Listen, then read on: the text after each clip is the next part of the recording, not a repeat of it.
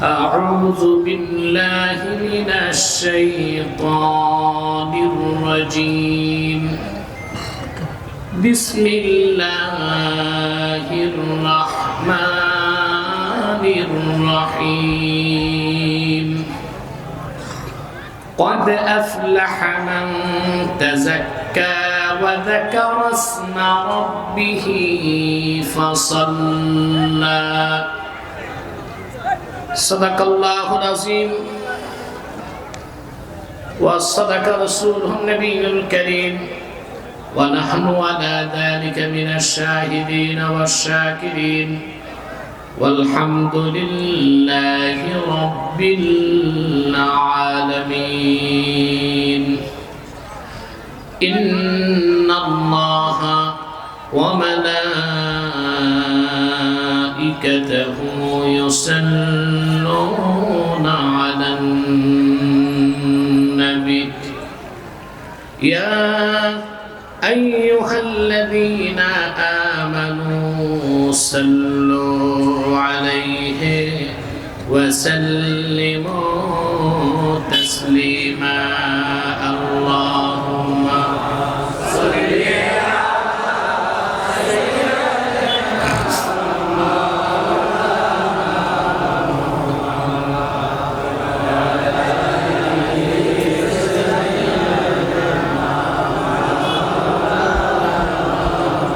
زبان খুলে পড়ুন আল্লাহুম্মা সাল্লি আলা সাইয়্যিদিনা ওয়া আলা আলি সাইয়্যিদিনা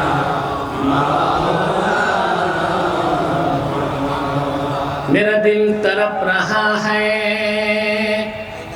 मेरा जल रहा है सीना ये दवा वही मिलेगी मुझे ले चलो मदीना अल्लाहुम्मा सल्ली अला सय्यिदिना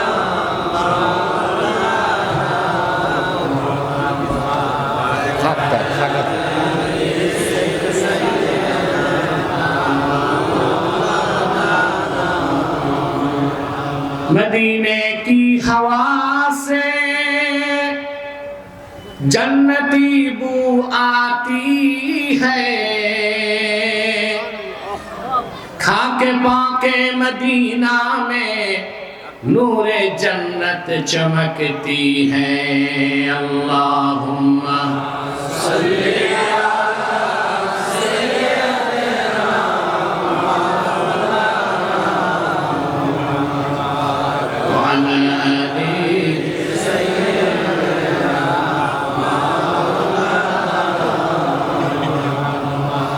मुहम्मदुन रसूलुल्लाह सल्लल्लाहु अलैहि वसल्लम खतमल्लाहु बिहिन नबुव्वा व हकमन ला नबिय्य बअदहु बलगल उला बिकमालिही हसनत जमीअ खिसालिही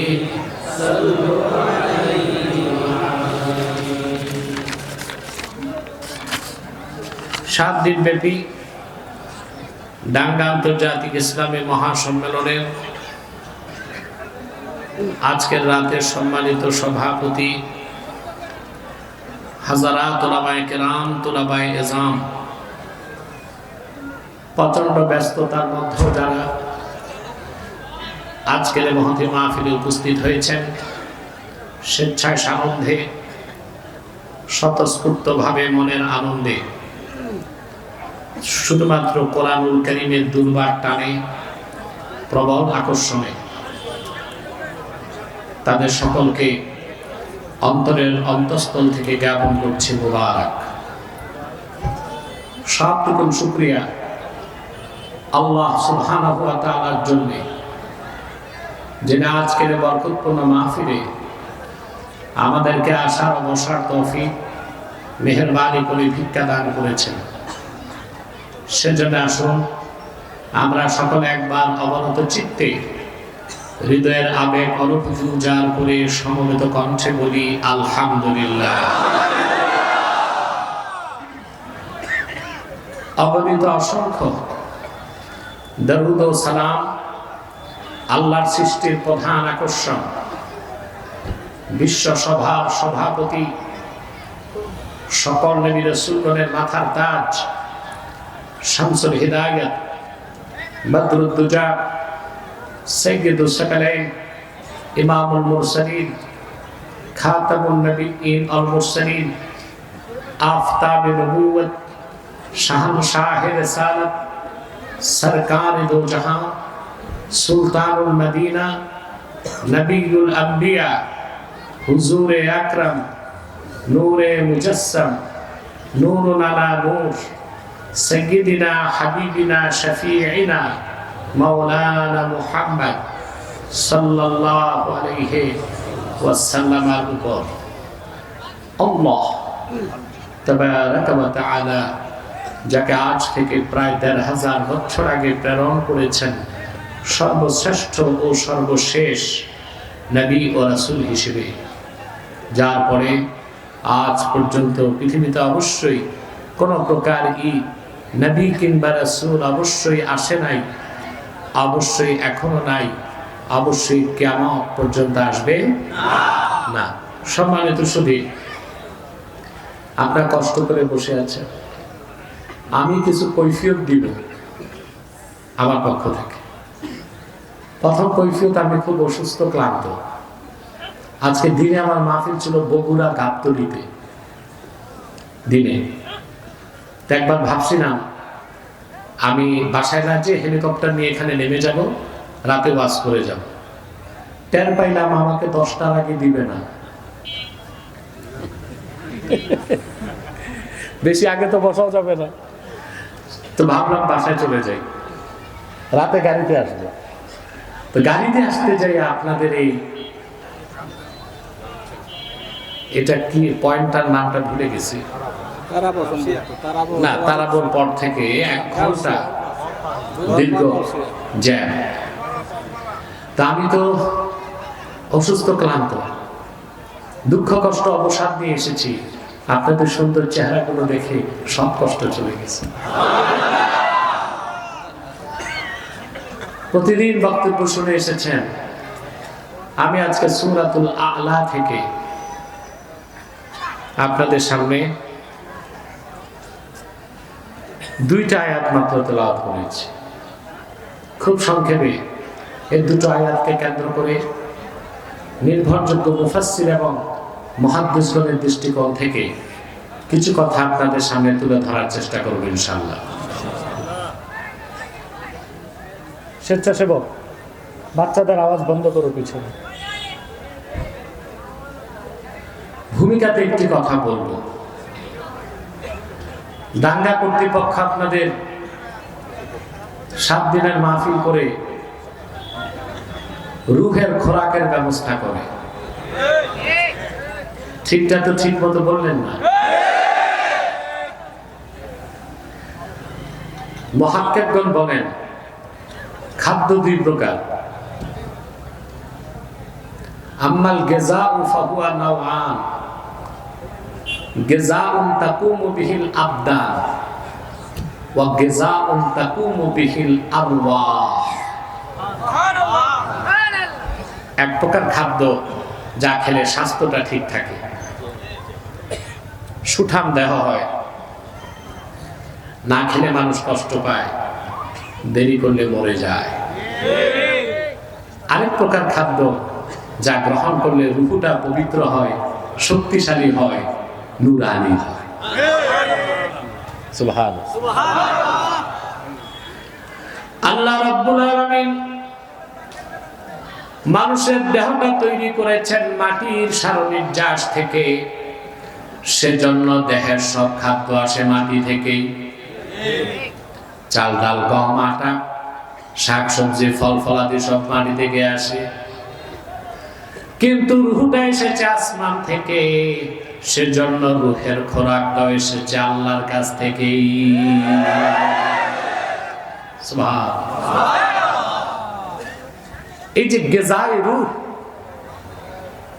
যে খোরাকের মাধ্যমে আমরা মানুষ হই, সুবহানাল্লাহ। দেহের জন্য যেটা খান ওটা তো আসল খোরাক না, ওটা তো গরু ছাগল ভেড়া বকরিও বেঁচে থাকার জন্য কিছু খায়। মানুষ হিসেবে সফল হতে একজন মুমিনকে গিজায়ে রূহ লাগে। আর ওয়াজ মাহফিল গুলোতে, তাফসীর মাহফিল গুলোতে রূহের খোরাক দেওয়া হয়, বলেন সুবহানাল্লাহ। আপনারা তাতে খুশি না বেজার? বেজার শুধু শয়তান, বেজার না? শয়তানও বেজার, তার চেলাচামুন্ডারও বেজার। অবশ্য এখন শয়তানের চেলাচামুন্ডার সংখ্যা কিছু একটা কমছে, তাই তো আর মাহফিলে বাধা নাই। আগে তো তাফসীর মাহফিল শুনলেই কলিজায় আগুন জ্বলতো, 31st নাইট হতো, বাউল পার্টি হতো, ডিজে পার্টি হতো, কনসার্ট হতো, অনুমতি লাগতো না। কোরআনের মাহফিলের কথা শুনলে ওদের কলিজায় আগুন জ্বলতো। শর্ত দিত 34টা। কতটা? কেন? যেন মানুষ বিরক্ত হয়ে কোরআনের মাহফিল করা ছেড়ে দেয়। কিন্তু ওরা জানতো না যে দেশের যুবকরা আল্লাহর কোরআনের জন্য বুকের রক্ত দিতে জানে, হাজার শর্ত দিয়ে তাদেরকে কোরআনের মিশন থেকে সরানো যাবে না। যাবে? শয়তান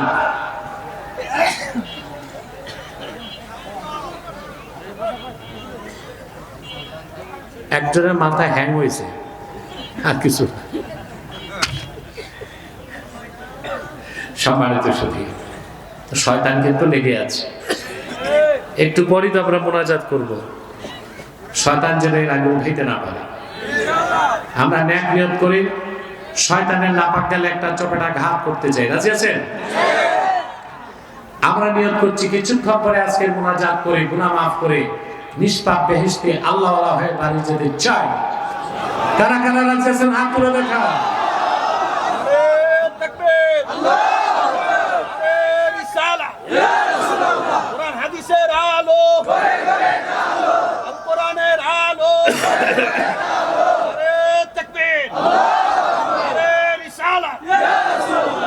সম্মানিত সুধী, আল্লাহ তাআলা মানব জাতির সফলতার জন্য 3টা কাজ দিয়েছেন। কয়টা? আমরা মনে করি বেহেশতে যাইতে অনেক কাজ করতে হবে, কষ্ট করতে হবে। আল্লাহ কাজ দিয়েছেন মাত্র 3টা। আল্লাহ রাব্বুল আলামিন বলেন, ক্বাদ আফলাহা মান তাযাক্কা ওয়া যাকারা ইসমা রাব্বিহি ফাসাল্লা। নিশ্চয় সফলতা লাভ করেছে সেই যে তার হৃদয়কে পবিত্র করল, ওয়া যাকারা ইসমা রাব্বিহি, আর রবের নামে জিকির করল, ফাসাল্লা, 5 ওয়াক্ত নামাজ পড়ল। আল্লাহ তার সফলতাকে সার্টিফাইড করেছেন যে আমার এই বান্দা 100% নাম্বার নিয়ে সফল হয়ে গেল। কটা কাজ? তার প্রথম কাজ হৃদয় পবিত্র করা। সুবহানাল্লাহ। এখন হৃদয় পবিত্র করার অর্থ কি তা তো বুঝতে হবে। এটা বোঝানোর জন্য আমি বিশ্ববরণ্য 3 জন মুফাসসিরের স্টেটমেন্ট তুলে ধরছি। একটা কথা মনে রাখবেন, কোরআন শরীফের তাফসীর আর বয়ান এক জিনিস না। আমাদের দেশে সব জায়গায় দেখা থাকে বিশাল তাফসীরুল কোরআন মাহফিল, শোনা যায় বক্তা একদিক, তাফসীর আরেক দিক। বয়ানের ক্ষেত্রে ছাড় আছে, তাফসীরের ক্ষেত্রে মন গড়া কথা বলার কোনো সুযোগ নাই। কদ আফলাহা মান তাযাক্কা, সফলতা লাভ করলো সেই যে তার হৃদয়কে পবিত্র করলো। এর অর্থ কি? আমি পৃথিবীর 3 জন শ্রেষ্ঠ মুফাসসিরের ব্যাখ্যা শোনাচ্ছি। আল্লামা হাফেজ জালালউদ্দিন সুয়ুতী রাহমাতুল্লাহি আলাইহি তিনি ব্যাখ্যা করেন, কদ আফলাহা মান তাযাক্কা আয় তাহারা কলবাহু বিল ঈমান। সফলতা লাভ করলো সেই যে ইমানের নূর দিয়ে তার হৃদয়কে পবিত্র করলো, বলেন সুবহানাল্লাহ।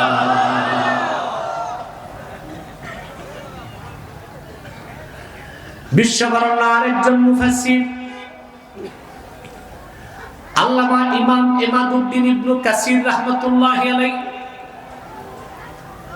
তাফসীর ইবনে কাসিরের মধ্যে এই আয়াতের ব্যাখ্যায় লিখেন, قد أفلح من تزكى أي طهر قلبه من الشرك والكفر والدنس।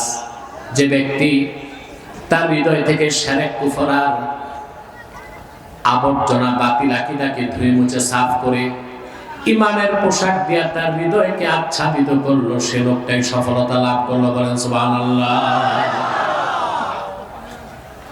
কয়জনের শুনলেন? আরেকজন ইমামে ফখরুদ্দিন রাজি তাফসীর মাফাতিহুল গায়বের 11তম খণ্ডে এই আয়াতের ব্যাখ্যা করতে যে তিনি লিখেন, ইন্না মারাতিবা আ'মালিল মুকাল্লাফি সালাসা। আল্লাহর কোন বান্দার আমলের তিনটা স্তর আছে, তার প্রথমটাই হচ্ছে ইজালাতু আকাইদিল ফাসিদাতি মিনাল কলবি। ঈমান আনার মাধ্যমে অন্তর থেকে শিরক কুফর আর বাতিল আকীদা দূর করে ঈমান আনার মাধ্যমে হৃদয়কে পবিত্র করা। তিনজন মুফাসসিরের ব্যাখ্যা একই রকম। হৃদয় পবিত্র করার অর্থ হচ্ছে ঈমান আনলে হৃদয় পবিত্র হয়, ঈমান না থাকলে হৃদয় অপবিত্র বলে গণ্য হয়। যার ঈমান আছে তার হৃদয় পবিত্র, যার ঈমান নাই তার হৃদয় অপবিত্র। হৃদয় পাক, মানুষ পাক। কারণ আপনার দেহের মধ্যে সবচেয়ে ভাইটাল অর্গান কোনটা? হার্ট। সুবহানাল্লাহ। দেহের মূলই তো হার্ট। হৃদয় ঠিক, মানুষ ঠিক। হৃদয় পাক, মানুষ পাক। হৃদয় না পাক, মানুষ না পাক। কথাটি আমার নয়, বুখারী শরীফের হাদিস কিতাবুল ঈমানে এসেছে। আল্লাহর হাবিব ইরশাদ করেছেন, আলা ওয়া ইন্না ফিল জাসাদি মুদগাহ ইদা সালাহাত সালাহাল জাসাদু কুল্লুহু ওয়া ইদা ফাসাদাত ফাসাদাল জাসাদু কুল্লুহু আলা ওয়া হিয়াল কলব। সাবধান জেনে রেখো, মানুষের দেহের মধ্যে একটি গোশতের টুকরা আছে, ওই গোশতের টুকরাটা যখন ভালো হয়ে যায় পুরা মানুষটা ভালো হয়ে যায়, আর ওই গোশতের টুকরাটা যখন খারাপ হয়ে যায় পুরা মানুষটা খারাপ হয়ে যায়।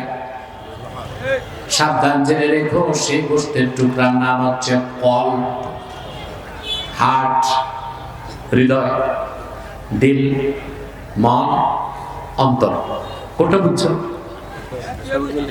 একটারই ভিন্ন ভিন্ন ভাষায় ভিন্ন ভিন্ন নাম।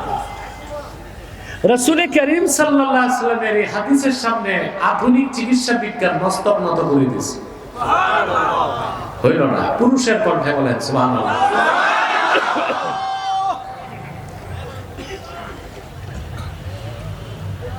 2020 সাল পর্যন্ত মেডিকেল সায়েন্স বলতো মানুষের দেহের মধ্যে সবচেয়ে ইম্পর্টেন্ট ভাইটাল অর্গান হচ্ছে ব্রেন। আর 2024 সালে এসে বিজ্ঞান বলতেছে না, most vital organ in human body is heart. মানুষের দেহের মধ্যে সবচেয়ে জরুরি মূল্যবান অঙ্গ হচ্ছে হার্ট। সুবহানাল্লাহ। একজন মানুষের যদি মাস্টার স্ট্রোক করে কি আর তার মাথার নিউরন কোষ যদি 96% ড্যামেজ হয়ে যায়, লাইফ সাপোর্টের লোকটাকে বাঁচায় রাখা যাবে। কিন্তু কারো যদি কার্ডিয়াক অ্যারেস্ট হয়, সিআরবি অ্যাটাক, আর যদি মাত্র 4 মিনিট তার হার্ট বন্ধ থাকে, তাকে বাঁচিয়ে রাখার মতো কোনো চিকিৎসা দুনিয়াতে নেই। তো মাথার তো জরুরি কি? বিজ্ঞান এখন বলছে, আল্লাহ হাবিব 1000 বছর আগে বলেছে। আপনার দেহের মূল হচ্ছে হার্ট। হৃদয় পাক, আপনি পাক। হৃদয় না পাক, আপনি না পাক। আমি বলে থাকি, human body as like a state, heart is the capital of this state. দেহটা যদি হয় একটা রাষ্ট্রের মতো, তো হৃৎপিণ্ড হচ্ছে সেই রাষ্ট্রের রাজধানীর মতো। আপনি এটা মানেন? দেহটা যদি কি হয় রাষ্ট্রের মতো, তো হৃৎপিণ্ড কি রাজধানী? আপনি একটা কথা জানেন, মডার্ন ওয়ার পলিসি, আধুনিক যুদ্ধনীতি বলে রাজধানী যাদের দেশ তাদের। এটা বাংলাদেশে প্রমাণ পাইছেন? 15 বছর রাজধানী দখল করতে পারেন নাই, দেশ আপনারা নিতে পারেন নাই। আলেম ওলামা রক্ত দিয়েছে, ছাত্র জনতা আন্দোলন করেছে, নির্যাতিত নিপীড়িত মানুষ রাজধানী দখল করেছে, বিনা নোটিশে ফ্যাসিবাদ দেশ ছেড়ে পালিয়েছে গোষ্ঠী সুদ্ধা।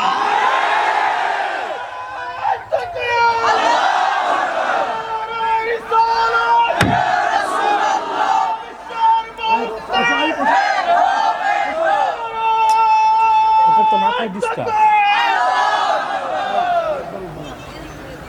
দেশ ছাড়ছে, তা রাজধানী যান, দেশটা রাজধানী যা। একই জিনিস দেখলাম আমরা সিরিয়াতে। বাশার আল আসাদ 11টা বছর নির্যাতন করছে। সে হচ্ছে কুখ্যাত শিয়া। শিয়াদের মধ্যে সবচেয়ে নিকৃষ্ট যেটা নুসাইরিয়া, ওই গোত্রের লোক। হাজার হাজার সুন্নি আলেমকে টার্গেট কিলিং করেছে, 5 লক্ষ মানুষকে হত্যা করেছে, 1,20,00,000 মানুষকে শরণার্থী করেছে। আল্লাহর সাহায্য যখন এসেছে, বীর মুজাহিদ উসামা বিন লাদেন রহমতুল্লাহর হাতে গড়া সৈনিক জুলানি মাত্র 60টা বন্দুক নিয়ে রাজপথে নেমেছে। কয়টা? মাত্র 60টা। 60টা বন্দুক নিয়ে রাজপথে নামছে। তারপর আল্লাহর হুকুমে ট্যাঙ্ক কামান সব পাইছে, যুদ্ধ করছে। রাশিয়ার বাশার আসাদের কি না ছিল? তার বন্ধু ছিল আসাদ, তার সাথে সুপার পাওয়ার, তার সাথে ইরান, তার সাথে হিজবুল্লাহ, তার সাথে ইয়ামানের হুতি। কিন্তু মর্দে মুজাহিদদের ইমানি শক্তির কাছে তছনছ হয়ে গেল। তোমাদের লেডি পালাইছে 45 মিনিটে, আর ওই লেডা পালাইছে 15 মিনিটে। তা রাজধানী যান, শয়তান এটা ভালো করে চালায়। শয়তান এটা ভালো করে। সেজন্য শয়তান কোন মানুষের মাথা দখল করে না, নাক কান দখল করে না। আল্লাহ হাবিবের ইরশাদ করেছেন, আশ-শায়তানু জাসিমুন আলা কলবি বনি আদম ইদা যাকারা ফাখানাসা ওয়া ইদা গাফালা ফাওয়াসওয়াসা। শয়তান মানুষের অন্তরে আসন গেড়ে বসে যায়। বান্দা যখন আল্লাহর জিকির করে শয়তান পালায় যায়, আর যখন সে আল্লাহর জিকির থেকে গাফেল হয় শয়তান ওয়াসওয়াসা দিতে থাকে। তার দেহটা যদি হয় রাষ্ট্রের মতো, হৃদয়টা কি রাজধানীর মতো। এই জন্য আল্লাহ তাআলা কল্প পবিত্র করতে বলছেন, কদ আফলাহা মান তাযাক্কা। সফলতা লাভ করেছে সেই যে তার হৃদয়কে পবিত্র করলো। বলেন সুবহানাল্লাহ। এখন হৃদয় পবিত্র করার অর্থ কি? ঈমান আনলে হৃদয় পাক, ঈমান নাই শিরক কুফর থাকলে হৃদয় না পাক। সেজন্য আমার ভাইরা, আল্লাহ হাবিবের ঈমানদার উম্মত যার অন্তরে ঈমান আছে সে সব সময় পাক। জীবিত থাকলেও সে পবিত্র, মৃত্যুর পর সে পবিত্র।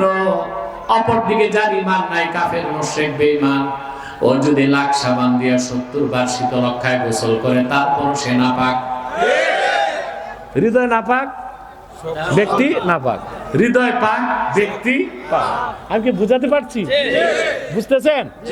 দেখেন, ভালো করে মনে রাখবেন, রাসূলুল্লাহর ঈমানদার উম্মত সব সময় পবিত্র, জীবিত থাকলেও পবিত্র, মৃত্যুর পরও পবিত্র। আপনাদের বাঙালির একটা ভুল বিশ্বাস আছে, আমি ভাঙবো কেমনে? কথা কোন না তো কি বলবো আপনাদের? ঘুমাচ্ছেন? কে কে ঘুমান? হাত উঠান।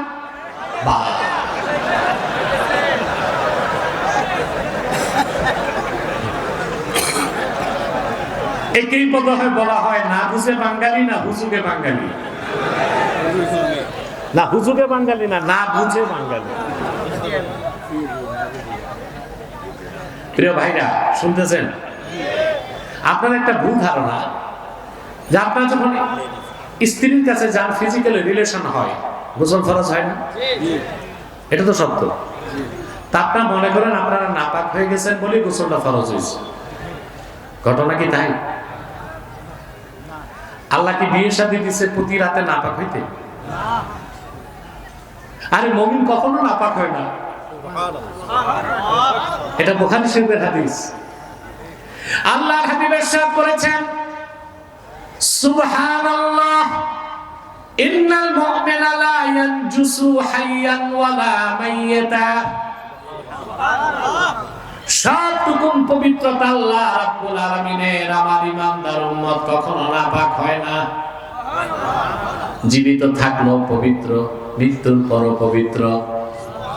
হাদিসের আলোকে বলছি যে কাফের মুশরিক বেঈমান সে কখনো পবিত্র হয় না, জীবিত থাকলেও নাপাক, মৃত্যুর পরও কারণ হৃদয় পাক ব্যক্তি পাক, হৃদয় নাপাক ব্যক্তি নাপাক। তো গোসল ফরজ হয় কেন প্রশ্ন আসে না? এখন থেকে আর বলবেন স্ত্রীর কাছে গেলে যে নাপাক হয়েছি, বলবেন গোসল ফরজ হয়েছে। কি হয়েছে? শরীয়তে এটা একটা নাম আছে, আপনি স্ত্রীর কাছে গেলেন গোসল যদি ফরজ হয়, আপনার নাম হচ্ছে জুনুব। জুনুব কি নাম? জুনুব মানে নাপাক না। আম্মাল জুনুব ফাহুয়া আল্লাযী ওয়াজাবা আলাইহি গুসলুল জানাবা, যার উপর গোসল ফরজ হয় তাকে বলা হয় জুনুব, নাপাক না, গোসল ফরজ। আরেকটা মাসালা বলি, শীতকাল কথা বলা এটা দরকার আছে। মাঘ মাস, একটা কথা আছে বাংলায়, মাঘে কাপে বাঘে, ঠিক না? তো মাঘ মাসে স্ত্রীর কাছে গেছেন, গোসল ফরজ হয়েছে না? শরীয়ত এমন বাধ্য করে নাই যে রাত 12টায় উঠা কনকনে শীতে পুকুরে যায় গোসল করে, চুপচাপ ঘুমায় থাকে। আপনার উপর গোসল ফরজ কখন? ইজা দাখালা ওয়াক্তুল ফাজরি, ফজর নামাজের সময় আসলেই গোসল ফরজ। আমরা মাসালা না জানার কারণে কি করি? কষ্ট করি। কষ্ট নিয়ে এমন তেমন কষ্ট, মাঘ মাসে যদি করে ফরজ গোসল রাত 12টায়, এক মাসও তার বউর কাছে যাবে না। তবে যদি আপনি রাতে উঠে তাহাজ্জুদ পড়তে চান, কোরআন শরীফ পড়তে চান, তখন আবার গোসল ফরজ। আমি কি বুঝালাম ভাইরা আমার? মুমিন কখনো নাপাক হয় না,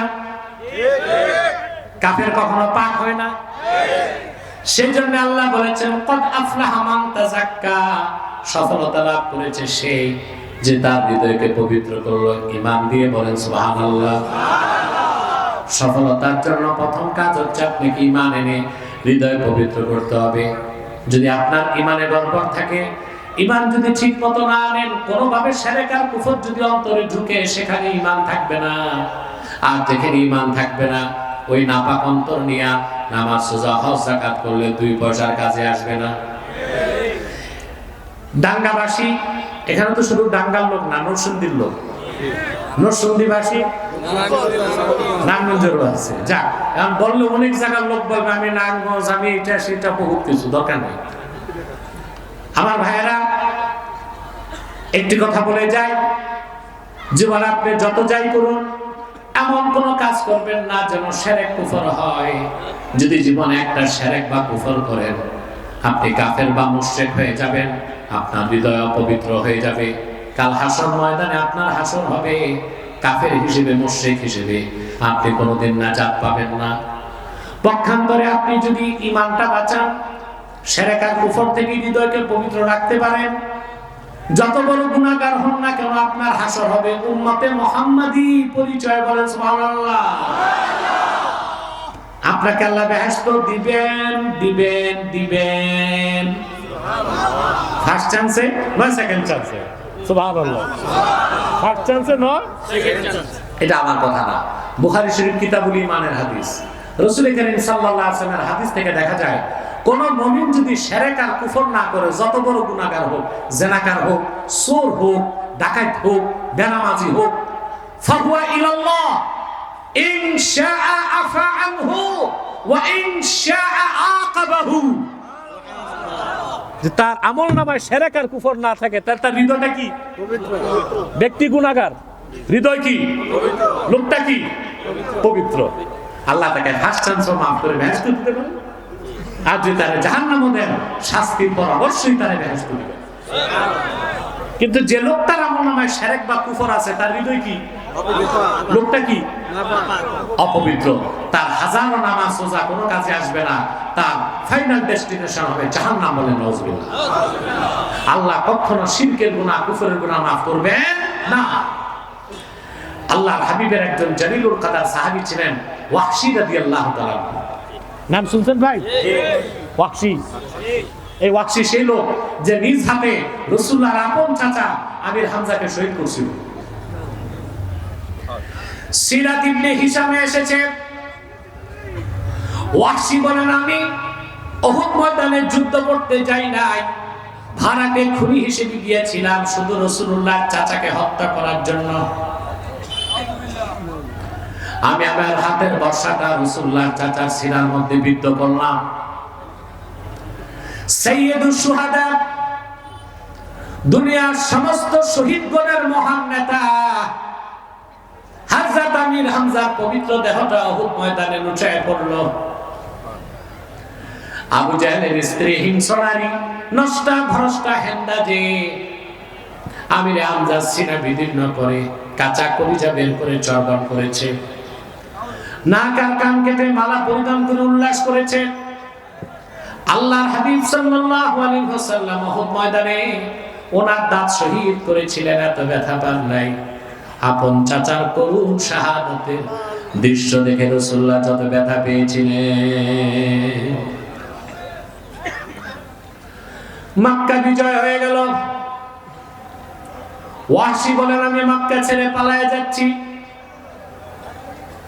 লোকেরা আমারে বলল ইয়া ওয়াহশী আইনা তুরিদু, কোথায় যাও? আমি বললাম পালায়ে যাই, মক্কায় তো আমার জায়গা নাই, সবাই ক্ষমা পেতে পারে। রাসূলুল্লাহর আপন চাচার হত্যাকারী হিসেবে আমি ওয়াহশী ক্ষমা পাইতে পারি না।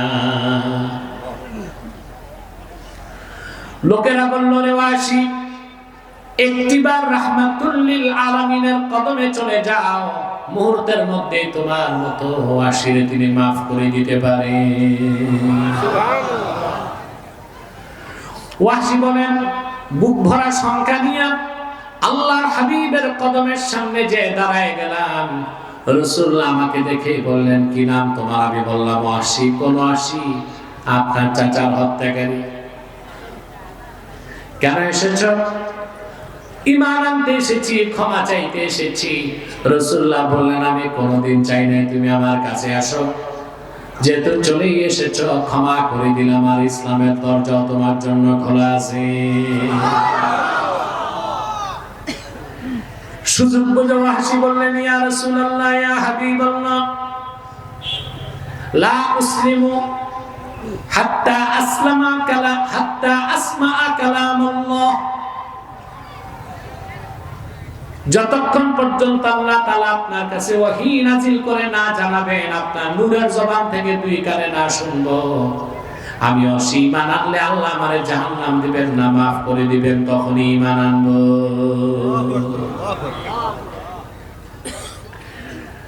যতক্ষণ না শুনবো আমি ততক্ষণ মুসলমান হব না। আল্লাহর পক্ষ থেকে কোরআনের আয়াত চলে আসলো,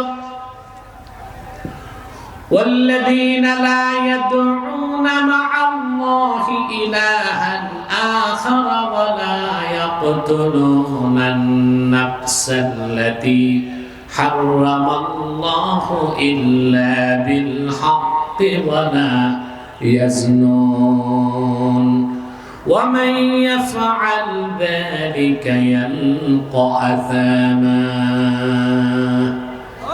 আল্লাহ পাক ঘোষণা করে দিলেন আর যারা আল্লাহর সঙ্গে অন্য কাউকে ইলাহ বলে ডাকবে না, অন্যায় ভাবে মানুষ হত্যা করে না, জিনা করে না, আল্লাহ তাদের মাফ করে দিবেন। ওয়াহশী বললেন ইয়া রাসূলুল্লাহ সাল্লাল্লাহু আলাইহি ওয়াসাল্লাম ইন্নী আশরাকতু বিল্লাহ ওয়া কাতালতুন নাফসাল্লাতী হারামাল্লাহু ইল্লা বিল হাক্কি ওয়া যানাইতু, আমি তো শিরক করেছি, অন্যায়ভাবে মানুষ হত্যা করেছি এবং কতবার জিনা করছি তার কোনো মনে নাই। তাহলে মুসলমান হয়ে লাভ কি? এবার আল্লাহর পক্ষ থেকে আবার আয়াত নাযিল হয়ে গেল। আল্লাহ ঘোষণা করলেন إلا من تاب وآمن وعمل عملا صالحا فأولئك يبدل الله سيئاتهم حسنات وكان الله غفورا رحيما আল্লাহ তাআলা ঘোষণা করলেন, তবে কোনো চিন্তা নাই তাদের জন্য যারা কাফের কিংবা মুশরিক, তাদের মধ্যে যারা তওবা করে ঈমান এনে হৃদয়টা পবিত্র করে নিবে, সুবহানাল্লাহ, নেক আমল করবে, আল্লাহ তাআলা তাদের জীবনের সব গুনাহগুলোকে সওয়াবের দ্বারা বদল করে দিবে। ওয়াহশী বললেন, ইয়া রাসূলুল্লাহ, ইয়া হাবিবাল্লাহ, এখনো তো মুসলমান হতে পারছি না। আল্লাহ হাবিব বললেন, কেন? তিনি বললেন, ইন্নী আরা ফীহি শারতান ফাহুয়াল আমালুস সালিহ। আল্লাহ তো শর্ত দিয়েছেন, শুধু মুসলমান হলে হবে না, নেক আমল করতে হবে। আমি ঈমান আনবো, তওবা করব, নেক আমলের কোনো ভরসা আমার নাই। নেক আমলের কোনো ভরসা নাই। আমি ঈমান আনবো, তওবা করব, শিরক কুফর ছাড়বো, আমল করব কিনা আমার গ্যারান্টি নাই। আবার আল্লাহর পক্ষ থেকে আয়াত নাযিল হয়ে গেল, ইন্নাল্লাহা লা ইয়াগফিরু আন ইউশরাকা বিহি ওয়া ইয়াগফিরু মা দুনা যালিকা লিমান ইয়াশা।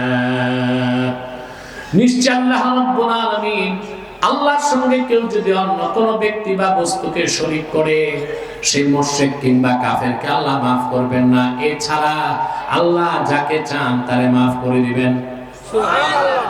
ওয়াসি বললেন, ইয়া রাসূলুল্লাহ সাল্লাল্লাহু আলাইহি ওয়াসাল্লাম, এখনো মুসলমান হতে পারছি না। আল্লাহ বলেছেন, ইয়াগফিরু লিমান ইয়াশা, যারে চান তারে মাফ করবেন, আমারে যদি না চান। সুবহানাল্লাহ বলবেন, আমারে যদি না চান। আহা, আমি বলে থাকি, রাসূলুল্লাহ সাহাবীগণ আল্লাহর কাছ থেকে বেহেশত লেখাই দিয়েছিলেন। এই জন্য আহলুস সুন্নাহ ওয়াল জামাতের আকীদা, সাহাবা কেরাম সত্য ন্যায়পরায়ণতার মানদণ্ড। সুবহানাল্লাহ বলুন। এই বসো।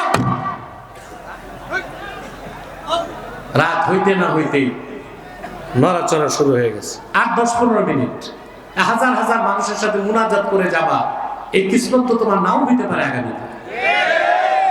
আমরা গুনাহ মাফ করে মুনাজাত করে যাব ইনশাআল্লাহ। কথা বুঝতেছেন? ওয়াসি বললেন, আল্লাহ তো শর্ত দিয়েছেন, ইয়াগফিরু লিমান ইয়াশা, যারে চান তারে মাফ করবেন, আমারে না চাইলে। এবার আল্লাহর পক্ষ থেকে চূড়ান্ত ক্ষমা চলে আসলো। আল্লাহ পাক বললেন, قل يا عبادي الذين أسرفوا على أنفسهم لا تقنطوا من رحمة الله إن الله يغفر الذنوب جميعا إنه هو الغفور الرحيم। আল্লাহ রাব্বুল আলামিন বললেন, প্রিয় হাবিব মুহাম্মদ সাল্লাল্লাহু আলাইহি ওয়াসাল্লাম, আপনি ঘোষণা করুন, হে আমার বান্দা, তোমরা যারা নিজেদের উপর জুলুম করেছো, শোনো, আল্লাহর রহমত থেকে নিরাশ হও না।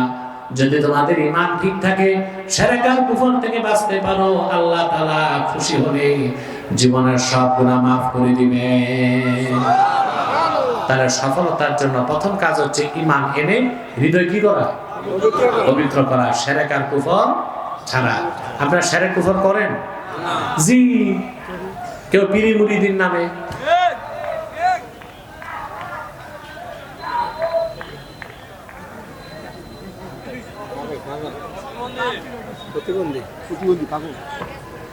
কেউ শিরক করতেছে পীর মুরিদের নামে, কেউ করতেছে শিক্ষানীতির নামে, কেউ করতেছে সংস্কৃতির নামে, কেউ করতেছে রাজনীতির নামে।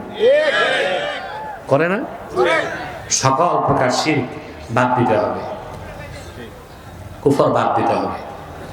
আপনি মনে রাখবেন, আপনার কাছে সবচেয়ে প্রিয় আপনার জান, জান থেকে প্রিয় আপনার ঈমান। বিশ্বাস করেন? বাংলাদেশে একটা স্লোগান আছে, ব্যক্তির চেয়ে দল বড়, দল থেকে দেশ বড়। আমি বলি স্লোগানটা লম্বা করতে হবে। ব্যক্তির চেয়ে দল বড়, দল থেকে দেশ বড়, দেশ থেকে জান বড়, জান থেকে কোরআন বড়, ইসলাম বড়, ঈমান বড়। ঈমান ইসলামের প্রশ্নে কোনো আপোষ মুসলমান করবে না। করবে? তাহলে আপনাকে ঈমান এনে হৃদয়কে পবিত্র করতে হবে। তারপর আমার 2টা কাজ আল্লাহ দিয়েছেন পূর্ণ সফলতার জন্য। কিসের জন্য? ঈমান আনলে আপনি সফল, কোন একদিন বেহেশতে যাবেন।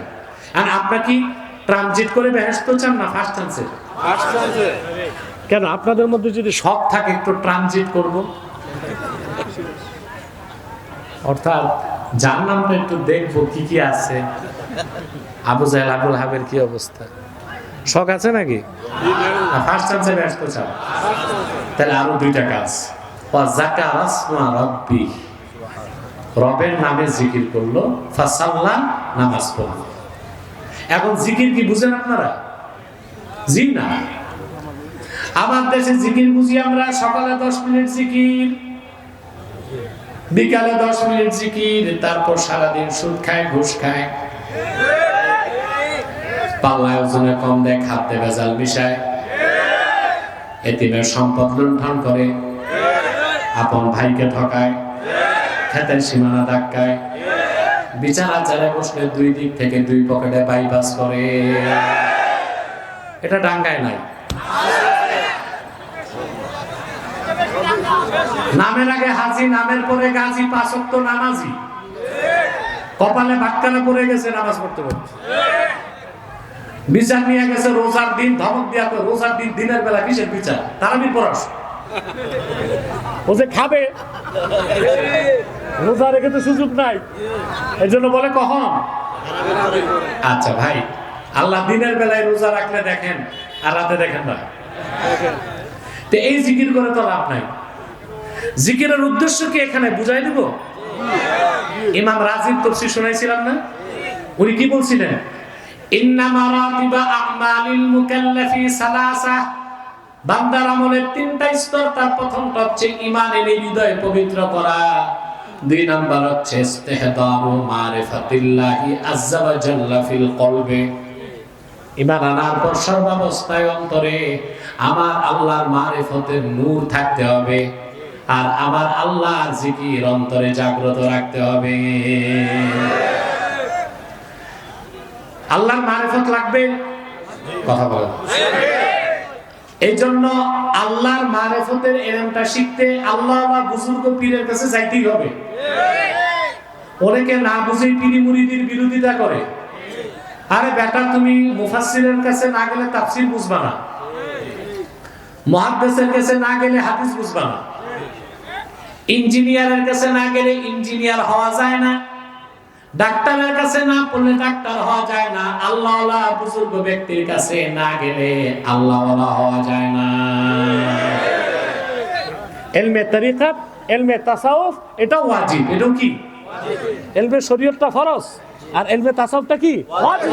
এটা শিখতেই হবে আপনাকে, কিন্তু যেতে হবে প্রপার ওয়েতে এবং অথেন্টিক প্লেসে, জায়গা মতো যেতে হবে। কারণ বাংলাদেশে অনেক হক্কানি পীরের সাথে ভণ্ড পীরের সংখ্যাই বেশি। সরকার আগে জরিপ করছিল 1,98,000 পীর আছে। কত? 1,98,000। আমি জানি না নরসিংদীর ভাগে কয়টা পড়ছে, তবে বিবাড়ি আর নরসিংদীতে প্রচুর পীর। এটা যখন আকাশপথে চলি আমি দেখি এইসব এলাকায় প্রত্যেক ঘরে একটা লাল পতাকা। এর মানে ওখানে একজন পীর সাহেব আছে। কি আছে? পীর সাহেব আছে। এরকম 1,98,000 পীর জরিপ করছে সরকার। কি অবস্থা বাংলাদেশে, দেখছেন নি? তা আপনারা কোন ভণ্ড পীরের কাছে যাবেন না, আল্লাহওয়ালা বুজুর্গ হক্কানি পীরের কাছে যাবেন, যার আকীদা ঠিক, সুরাত ঠিক, সিরাত ঠিক, ইলমে তরিকাত, হাকিকাত, মারিফাত, তাসাউফ আছে, এরকম বুজুর্গ ব্যক্তির কাছে যে মারিফত শিখতে হবে। তা জিকিরের অর্থ কি? আল্লাহর মারিফত অন্তরে রাখা, আর সর্বাবস্থায় আল্লাহর ভয় অন্তরে রাখা। ভাই, এবার রাজনীতির আলাপ একটু করতেই হয়। আপনার দেশ সংস্কার করবেন, করবেন না? আমিও চাই দেশ সংস্কার করতেই হবে। সংস্কার করবেন কি দিয়া? সেট আপ না চেঞ্জ করছেন, পলিসি তো চেঞ্জ করেন নাই। আপনি গভর্নমেন্ট চেঞ্জ হবে কিন্তু আমলা কামলা মন্ত্রী এমপি যারা থাকবে, মন্ত্রী এমপি বাদ দেন, আমলা যারা ডিপ স্টেট, রাষ্ট্রের ডিপ স্টেটে কয়টা মানুষ কাজ করে জানেন আপনি? এই খবর আসেনি আপনাদের? রাজনীতি করেন তো খুব বেশি, চার দোকানে চায়ের কাপে ঝড় তোলেন। মানুষ আছে 18 কোটি, বাট দেশ চালায় 3000 মানুষ। কত? মাত্র। আপনার এই যে সচিবরা, পূর্ণ সচিব, উপসচিব, যুগ্ম সচিব, SP, DC, OC, TNO, UNO, এই তো কয়েক হাজার মানুষ, এই কয়েক হাজার মানুষ দেশটা চালায়, ঠিক না? এখন আপনি সংস্কার করবেন, সংবিধান বদলাবেন, সব ঠিক আছে। যারা আসবে, আগে যারা ছিল তারা যে বিশ্ববিদ্যালয়ের মাল, নতুন যারা আসবে তারা তো একই সিলেবাস কইরা একই বিশ্ববিদ্যালয়ের মাল হবে। লাভ কি হবে? তাইলে সংস্কার করতে হবে চরিত্রের। দেশের সংস্কার লাগবে, দেশ যারা চালাবে তাদের চরিত্রের সংস্কার করতে হবে। বাংলাদেশের শিক্ষা কারিকুলামে কোরআন হাদিসের মৌলিক শিক্ষাকে মাস্টার্স পর্যন্ত বাধ্যতামূলক করে দেশের সচিব, ডিসি, এসপি, রাষ্ট্র পরিচালনার কর্মকর্তাদেরকে চরিত্রবান, আল্লাহ ভীরু, দক্ষ মানুষ হিসেবে গড়ে তুললেই বাংলাদেশ সুন্দর হবে, নতুবা বাংলাদেশের ভাগ্যের কোনো পরিবর্তন হবে না।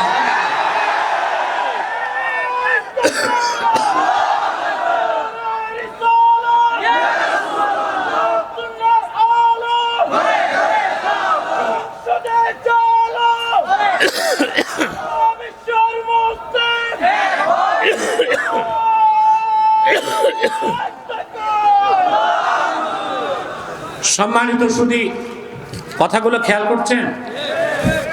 আরেকটা কথা মনে রাখবেন, যদি আপনারা এই সেটআপ চেঞ্জ করতে না পারেন, সেটআপ চেঞ্জ করবেন কিন্তু সিস্টেম যদি না বদলান, তাহলে কোনো লাভ? উপরে উপরে আপনাকে পলিসি মেক করতে হবে, কোন পলিসিতে রাষ্ট্র চলবে, ঠিক না? আমরা এই দেশের দলদার যেটাই থাক, প্রত্যেকের মনের স্বপ্ন কোরআন ও সুন্নাহর নীতিতে দেশ চলবে। সেটা খেলাফত নামে চলতে হবে এমন কোনো কথা নেই। 4টা শব্দ আছে ইসলামী রাষ্ট্রের ক্ষেত্রে, কয়টা মুখস্থ করবেন? খিলাফা, ইমামাতে উজমা, রিয়াসাতে ইসলামিয়া, ইমারাতুল ইসলামিয়া। এই 4 নামের যে কোনো নামে আপনি ইসলামী রাষ্ট্র কায়েম করতে পারেন। খেলাফা নাম হতেই হবে এমন কোনো কথা? সৌদি আরবিয়া চলে আল্লাহর কোরআনের আইন দিয়া, তো বাদশাহ সালমানের কি খলিফা বলি? কথা বলা। আগে সৌদি বাদশাদের নাম ছিল আল মালিকুল জালালা, প্রতাপশালী বাদশাহ। আল্লাহ বেহেশত নসিব করুক বাদশাহ ফাহাদকে। সর্বপ্রথম তিনি তার নামের থেকে আল মালিকুল জালালা নামটা কেটে নাম বসাইছেন খাদিমুল হারামাইন শরীফাইন। আরে ভাই, এই একটা কারণেই তো নাজাত পেয়ে যাবে। কথা বলে না? আমাদের দেশে অনেকে না বুঝে সৌদি বাদশাহ বা রাজ পরিবারের সবাই ঢালাও ওহাবি বলে না, এটা একটা ন্যাক্কারজনক কাজ। ওহাবি হইলে এই নাম লেখে, খাদিমুল হারামাইন শরীফাইন লিখবে? কথা বলে না। এরপর আপনারা শুধু বাংলাদেশে বসে নিয়ে পুয়ার ব্যাংক তো সমালোচনা করেন, আপনারা তো প্রপার নিউজগুলো দেখেন না। বাদশাহ আব্দুল্লাহ যখন ইন্তেকাল করছে, বাদশাহ আব্দুল্লাহ ক্ষমতা আসছে বাদশাহ সালমান। তবে বিন সালমানকে নিয়ে আমার প্রশ্ন আছে, ওটা তার ব্যক্তিগত আমল, সে হিসাব দিবে। বাদশাহ আব্দুল্লাহ যখন ইন্তেকাল করছেন, বাদশাহ সালমান রাষ্ট্রে বসছেন, বারাক ওবামা তার বউ নিয়ে 300 উচ্চ পদস্থ কর্মকর্তা নিয়ে রিয়াদ গেছে। বুঝতে পারছেন? শোক জানাইতে বাদশাহ সালমান দাঁড়িয়ে আছে, বুঝতে পারছেন? অভ্যর্থনা করতে। আর বাদশাহ সালমান তার বউ নিয়া, বারাক ওবামা 300 সদস্য নিয়া যেই রাজপ্রাসাদের বারান্দায় ঢুকবে, রাজপ্রাসাদের মসজিদে মাগরিবের আজান শুরু। 1 সেকেন্ড বাদশাহ সালমান মার্কিন প্রেসিডেন্টের জন্য দাঁড়ায় নাই, ইউটার্ন নিয়ে সমস্ত লোকজন নিয়ে নামাজে দাঁড়ায় গেছে। সুবহানাল্লাহ। আমেরিকার প্রেসিডেন্ট বোকা হয়ে দাঁড়ায় আছে, পৃথিবীর সুপার পাওয়ার আমেরিকার প্রেসিডেন্ট আমি, আর উনি আমার অপেক্ষায় দাঁড়াই ছিলেন, আর আমাকে দেখে তিনি চলে গেলেন। বলা হলো মুসলমান আজান দিলে আর কোনো কাজ করতে পারে না। এগুলো শিখো না, শুধু সমালোচনাই শিখছো। তাহলে খেলাফত নামে ইসলামী রাষ্ট্র কায়েম করতে হবে এমন কথা নাই। কয়টা নামে হতে পারে? খিলাফা, ইমামাতে উজমা, রিয়াসাতে ইসলামিয়া, ইমারাতুল ইসলামিয়া। যেমন আফগানিস্তানে কোরআন সুন্নাহর আইন দিয়ে দেশ চলে। যিনি আমাদের মুরব্বী, উনি কি খলিফা লেখছে? কথা বলেন, লেখে নাই। এটা শর্ত না, শর্ত হচ্ছে কোরআন সুন্নাহর আইন দিয়ে দেশ চালানো। তাহলে ভাই আবার পিছনের কথায় চলে যাচ্ছি। সকাল বিকাল জিকির করবেন আর সারাদিন সুদ ঘুষ খাবেন? জিকিরের অর্থ কি? আল্লাহর ভয় অন্তরে জায়গা দিতে হবে।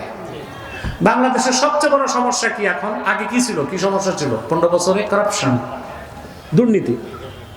দুর্নীতির মাধ্যমে কত লক্ষ কোটি টাকা চুরি হয়ে বিদেশ গেছে। আপনার প্রত্যেক বাংলাদেশের মাথা পিছু ঋণ আছে 1,07,000 টাকা। কত? 1,07,000। আপনার এই আপনার 1,07,000, তার 1,07,000, তার 1,00,000, আমারও আছে। সবারই 1,00,000 কত? এর পুরা দেশ বেচলেও তো দিতে পারবেন না। টাকা গেছে কই? সব বেতন পাড়ায় গেছে কই? বলা হচ্ছে টাকা ফেরত আসবে। আব্বাসের কথা ডায়েরিতে লিখে রাখেন, 1 টাকাও ফেরত আসবে না। কারণ ছোট চোরেরা পাঠাইছে বড় চোরদের কাছে। বড় চোররা আইনের ফাঁক ফোকর বুঝে। 1 টাকা ফেরত দিবে না। দিবে না। বাংলাদেশের মূল সমস্যা হচ্ছে দুর্নীতি। দুর্নীতি বন্ধ করতে দেশের দুদক নাই। কথা বলো, দুদক কি সফল না ব্যর্থ? বা আমরা দেখছি ভূত তাড়াইতে সরিষার মধ্যে তো ভূত ঢুকছে। মনে রাখবেন মুসলমান, আপনি একজন মানুষকে বাংলা পড়াবেন, ইংলিশ পড়াবেন, ভূগোল, ইতিহাস, zoology, cosmology, theology, chemistry, physics সব পড়ায় বিসিএস ক্যাডার বানাবেন। কোরআন সুন্নাহর ইলম যদি না থাকে, সে লোকটা দুদককে ভয় পাবে, আল্লাহকে ভয় পাবে না। সে লোকটা সবসময় চিন্তা করবে দুদক কমিশনার কখন আসে, খোঁজ নেয়। কিন্তু যার অন্তরে আল্লাহর ভয় থাকবে, সে জানে প্রত্যেকটা মানুষের কাঁধে আল্লাহর পক্ষ থেকে 2 জন কমিশনার আছে, কিরামান কাতিবিন। সে লোকটা চুরি করবে, সুদ খাবে, ঘুষ খাবে, টেন্ডারবাজি করবে, চাঁদাবাজি, দাগাবাজি, খাদ্যে ভেজাল? এই জন্য আল্লাহ বলেছেন কদ আফলাহা মান তাযাক্কা ওয়া যাকারা ইসমা রাব্বিহ। রবের জিকির, এই আমলটা করবেন। 3 নাম্বার ফাসাল্লা, 5 ওয়াক্ত নামাজ পড়লো। আপনারা নামাজ পড়েন সবাই? বাংলাদেশে যদি জরিপ করা হয়, নামাজি রাষ্ট্র না বেনামাজি রাষ্ট্র? বেনামাজি রাষ্ট্র। জুমার দিন আপনারা মসজিদে বারান্দায় কোথাও জায়গা নাই, আর সেই জুমার দিন আসরের সময় দেখা যায় 1 কাতার মুসল্লি। ফজরের সময় 3 জন, ইমাম, মুয়াজ্জিন, খাদেম। ইমামের যদি চাকরি যাবার ভয় না থাকতো তো উনিও আসতো না। হয়তো বা, কথা বলে না। তাকে আপনার নামাজি না বেনামাজি? যুবকরা, রাত 1 ঘন্টা পার হয়ে গেছে, আর কষ্ট দিচ্ছে না। আমি তোমাদেরকে একটা প্রশ্ন করব, উত্তর দিবা? বেনামাজিরা দিবানি? চোর, হত্যাকারী, জেনাকার, শরাবখোর বেশি খারাপ না বেনামাজি বেশি খারাপ? এটাই ফতোয়া। ইন্না তারিকাস সালাতি আকবাহু মিনাজ জানি ওয়াস সারিকি ওয়াল কাতিলি ওয়া মুদমিনিল খামরি। চোর, জেনাকার, শরাবখোর আর হত্যাকারী, এই 4টার চেয়ে নিকৃষ্ট কে? এখন একটা কথা বলবো, কলিজা লাগবে কিন্তু তোমাদের। যত মসজিদ কমিটি আর মাদ্রাসা কমিটি দেখে সব জায়গায় সভাপতি, সেক্রেটারি অধিকাংশ তো বেনামাজি। সত্য? কিছু মসজিদ বাদ দিয়া,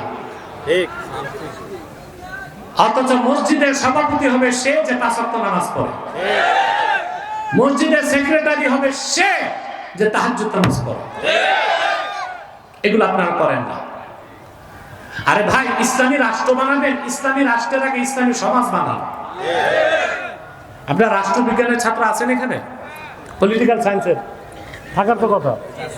প্রফেসর আপনি তো? ব্যবসায়ী, উনি মাস্টার্স বা রাষ্ট্রবিজ্ঞানের ছাত্র। রাষ্ট্রবিজ্ঞানের একটা কথা আছে, state society is great than state. সমাজ রাষ্ট্র থেকে বড়। সমাজ রাষ্ট্র থেকে? বাংলাদেশে 3 লাখ মসজিদ আছে। 3 লাখ মসজিদে প্রত্যেক মসজিদে একজন খতিব আছে। প্রত্যেক খতিব প্রতি জুমায় 1 ঘন্টা ওয়াজ করলে বছরে 52 ঘন্টা ওয়াজ করে। যদি মসজিদ কমিটিগুলো ইমাম সাহেবকে আশ্বাস দেয়, ইমাম সাহেব কোরআন হাদিসের সব কথা বলবেন, কোনো বাধা নাই, বছরে ইমাম সাহেব একটা মহল্লায় 52 ঘন্টা ওয়াজ করলে 10 বছরে 520 ঘন্টা, তাহলে ওই সমাজটা তো ইসলামী সমাজ হয়ে যাবে। ইমামরা পারে? সভাপতি সুদখোর, দেখা যায় ব্রাক ব্যাংকের অফিসার, সেক্রেটারি সাবেক দারোগা। এখন ইমাম সাহেব হচ্ছে ওয়াজ করতে, ভাবছে সুদের বিরুদ্ধে কিছু বলি, দেখ সভাপতি কাশি মারতেছে। হ্যাঁ, ভাবছে ঘুষের বিরুদ্ধে কিছু বলি, দেখে সেক্রেটারি চোখ পাকাইছে। ইমাম সাহেব ভাবছে চাকরি বাসে, উনি কবরের ওয়াজ শুরু করছে, সব খুশি। সভাপতি বলছে সুবহানাল্লাহ, সেক্রেটারি আলহামদুলিল্লাহ, ইমাম ঠিক।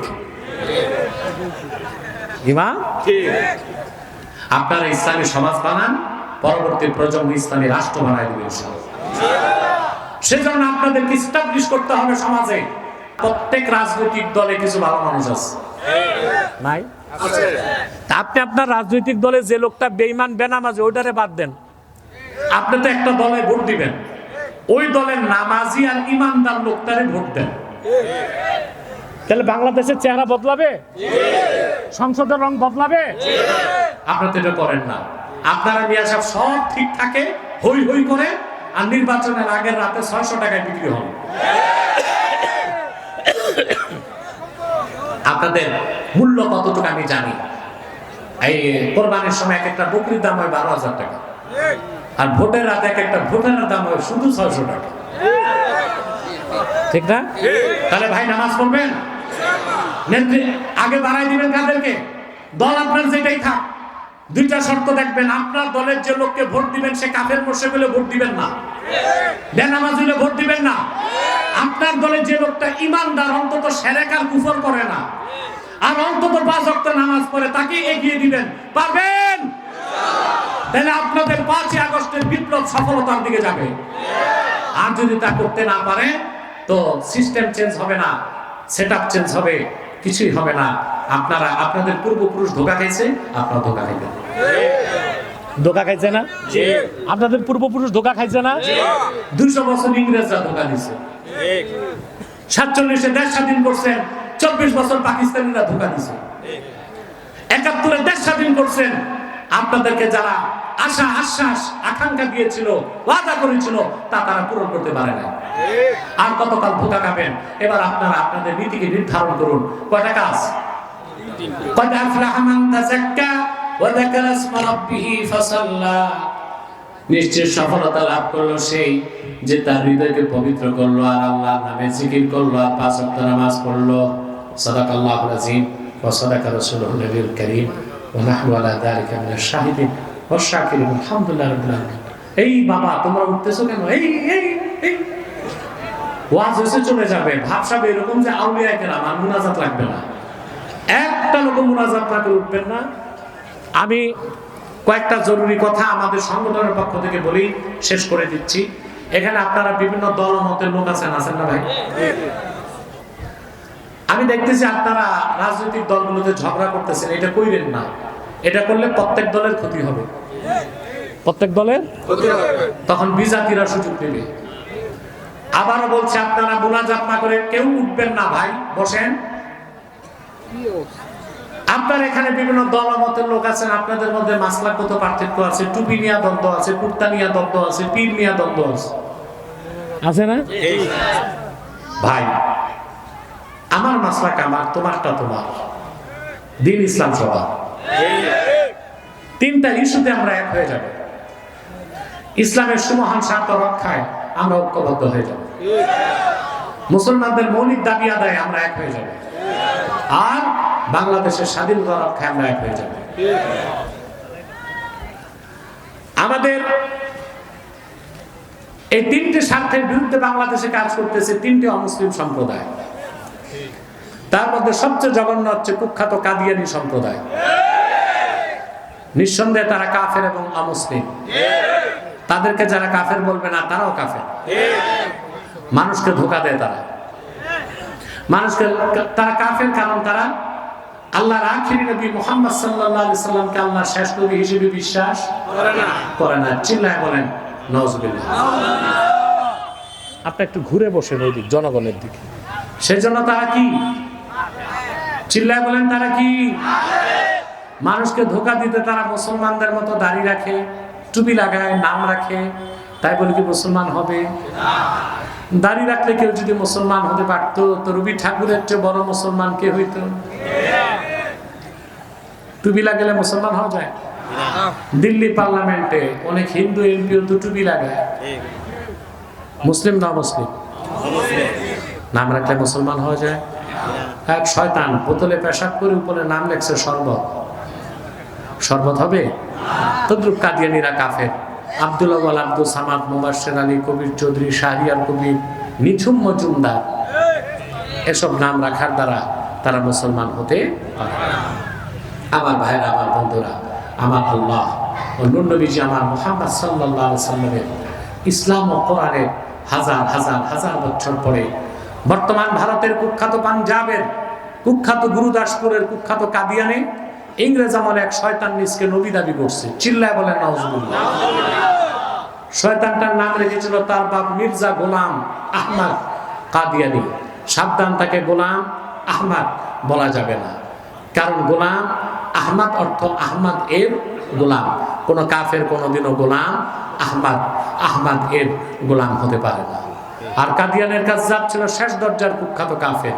সে গোলাম আহমদ এর গোলাম ছিল না, সে ছিল কুখ্যাত শয়তানের কুখ্যাত গোলাম। কাদিয়ানের কাজ্জাব মিথ্যা নবুয়তের দাবিদার মির্জা গোলাম শয়তান কাদিয়ানির উপর গজব এসেছে 1908 সালে। যখন গজব এসেছে, কাদিয়ানের কাজ্জাব মিথ্যা নবুয়তের দাবিদার ইংরেজদের পা চাটা গোলাম মির্জা গোলাম শয়তান কাদিয়ানী 1908 সালে ধ্বংস হয়ে কুখ্যাত জাহান্নামের কুখ্যাত কুকুরে পরিণত হয়েছে। তার অনুসারীরাও ধ্বংস হয়েছে। বর্তমানে কিছু কাদিয়ানী বাংলাদেশে আছে। এই পর্যন্ত তারা 100 সেন্টার করে ফেলেছে। কত? আপনারা তো ঘুমিয়ে আছেন। বাংলাদেশের রাজনৈতিক অস্থিরতার সুযোগে হিন্দুদের সমস্যা যখন চলতেছিল, সেই সুযোগে তারা আরো 3টা সেন্টার করে ফেলছে। নাম পরিবর্তন করে করে মিথ্যা পরিচয় দেয় তারা। কখনো নিজেদের পরিচয় দেয় আহমদী জামাত, কখনো বলে আহমদিয়া জামাত, কখনো বলে আহমদী সম্প্রদায়, কখনো বলে আহমদিয়া সম্প্রদায়, কখনো বলে আহমদী মুসলিম জামাত, কখনো বলে আহমদিয়া মুসলিম জামাত। সাবধান, যত কাদিয়ানি ছিল আছে থাকবে, তারা কেউ আহমদী জামাত নয়, আহমদিয়া জামাত নয়, আহমদী সম্প্রদায় নয়, আহমদিয়া সম্প্রদায় নয়, আহমদী মুসলিম জামাত নয়, আহমদিয়া মুসলিম জামাত নয়, তারা শয়তানি জামাত, কুখ্যাত জাহান্নামের কুখ্যাত কুকুরের দল। আমাদের সকল দলের একটাই দাবি, 50 বছর যাবত মুসলমান দাবি করে আসছে, অনতিবিলম্বে স্বাধীন বাংলায় শয়তান কাদিয়ানীদেরকে রাষ্ট্রীয়ভাবে অমুসলিম ঘোষণা করতেই হবে, করতেই হবে, করতেই হবে। এই দাবি আদায় যদি জানমাল দিতে হয়, কারা কারা প্রস্তুত আছেন হাত তুলে দেন। আমার ভাইরা, শয়তান কাদিয়ানীদেরকে অর্থনৈতিক সহযোগিতা করবেন না? করবেন? করেন? জি। প্রাণ কোম্পানির যত জিনিস তাদের, সেজান কোম্পানির জুস তাদের, RFL এর পণ্যগুলো তাদের, প্রথম আলো নামের প্রথম অন্ধকার পত্রিকা, ডেইলি স্টার, কালের কণ্ঠ, এগুলো তাদের। এগুলো ধরবেন না, কিনবেন না, বেচবেন না, মনে থাকবে। এবার যখন ইকবাল চেয়ারম্যান আর আলমগীর সাহেব কই সেক্রেটারি যে নিচে বসছে, বাহ, এই তো ভালো সেক্রেটারি, মহাসচিব। তা আলমগীর আর ইকবাল চেয়ারম্যানকে আমি শর্ত দিছি যে কুখ্যাত কাফের কাদিয়ানীদের পয়সা মাহফিলে নেওয়া যাবে না, নিলে আমি যাব না। 1 টাকাও তারা নেয় নাই, 1 টাকাও তারা নেয় নাই। আমার লজ্জা লাগে, কালীগঞ্জে, ওই জামালপুরে, ওই দিক সেদিক, নরসিংদীতে, বিভিন্ন জায়গায়, পলাশে মাহফিল হয়, আর কুখ্যাত কাফের কাদিয়ানীরা পয়সা পাঠায়। এগুলো নিয়ে যদি আপনারা মাহফিল করেন, তাতে আপনারাও জাহান্নামে যাবেন। নিবেন? যদি খবর পান কোন মাহফিল কমিটি টাকা নিয়েছে কাফেরদের কাছ থেকে, ওই মাহফিলেই যাবেন না। কথা বলেন, ওয়াদা করেন যাবেন না, বলেন যাব না, মনে থাকে যেন। আরেকটি অমুসলিম সম্প্রদায় আমাদের বিরুদ্ধে কাজ করছে, এটা হচ্ছে ঈসাই জামাত। খ্রিস্টানদের একটা গোপন দল মাঠে নামছে 1975 সালে। এদের স্বপ্ন হচ্ছে, এরা চাচ্ছে যে ইন্দোনেশিয়া থেকে খ্রিস্টানরা যেমন একটা দেশকে ভাগ করছে, পূর্ব তিমুর, সুদান থেকে খ্রিস্টানরা একটা দেশ ভাগ করছে না, দারফুর। তো এই খ্রিস্টানরা চাচ্ছে ঈসাই তরিকা যে বাংলাদেশের পার্বত্য অঞ্চলকে আলাদা করে একটা খ্রিস্টান রাষ্ট্র বানাবে। আপনারা যদি এক থাকতে পারেন, ইনশাআল্লাহ এটা কোনোদিন সফল হবে না। খ্রিস্টান মিশনারির বিরুদ্ধেও আপনাদের সোচ্চার হতে হবে। তৃতীয় আরেকটা দলের কথা বলে দিই, হিজবুত তাওহীদ। এই আরেকটা শয়তান দল, এদেরকে টাকা পয়সা দেয় মুসা, ইসরায়েলের। হিজবুত তাওহীদের একটাই কাজ, মানুষকে বোঝানো যে আলেমরা সব ধর্ম ব্যবসায়ী। অর্থাৎ যদি আলেমদেরকে জনগণ থেকে সরানো যায় তাহলে সুবিধা। যে বকরি পালে রাখাল নাই, ওই বকরি যায় বাঘের পেটে। আর যেই কওমের নেতৃত্বে আলেমরা নাই, ওই কওম যায় বিজাতির খপ্পরে। এই হিজবুত তাওহীদ থেকে সাবধান থাকবেন, পারবেন তো ইনশাআল্লাহ। আমি দোয়া করি, আমার জন্য দোয়া করবেন। আর 2 দিন তো আছে আপনাদের, নাকি? আল্লাহ কবুল করুন। আলমগীর আসেন, স্টেজে আসেন। আমি ইকবাল সাহেব কোনো ডিস্ট্রিক্ট আছে নাকি নামে?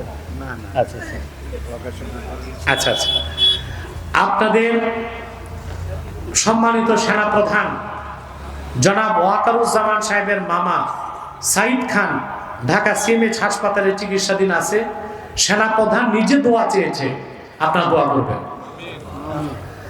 ওনার যে সেনাপ্রধানের নানির বাড়ি বোধহয় এখানে, নাকি? এখানে। এই সেনাপ্রধানের নাম কিন্তু ইতিহাসে থাকবে, এটা জানেন আপনারা?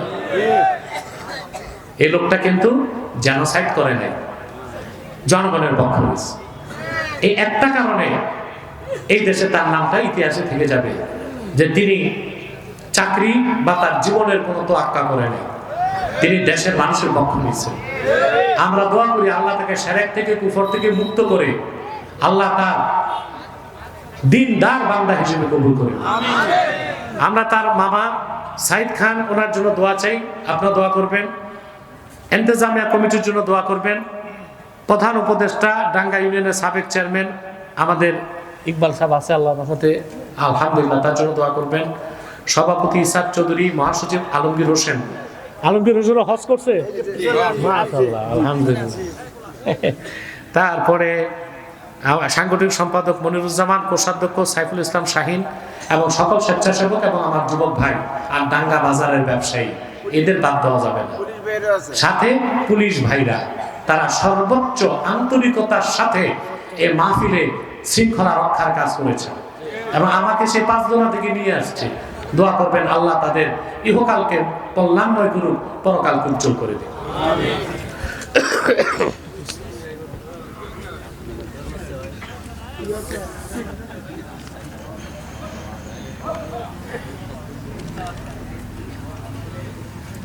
আর কোনো প্রশ্ন দিবেন না? 3টা প্রশ্ন আসছে, আমি উত্তর দিয়ে দিচ্ছি। আর কোনো প্রশ্ন না? আমি ক্লান্ত, দিনে প্রোগ্রাম ছিল, রাতে অনেক রাত হয়ে গেছে। আপনারা 11 বার ইস্তেগফার করুন, 3 বার সূরা ইখলাস পড়ুন, 1 বার সূরা ফাতিহা পড়ুন।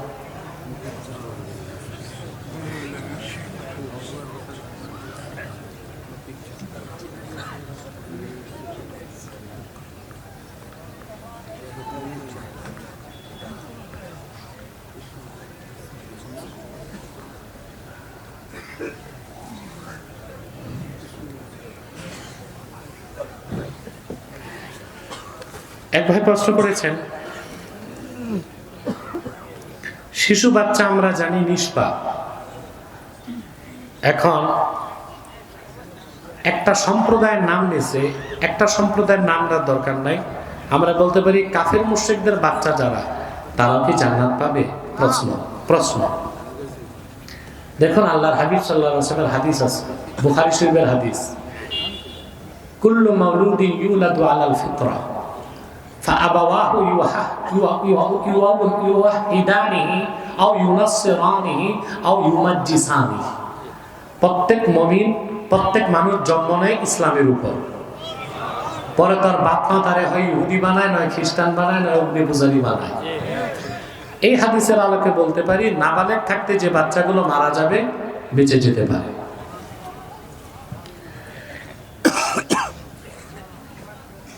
এটা কি দিছে?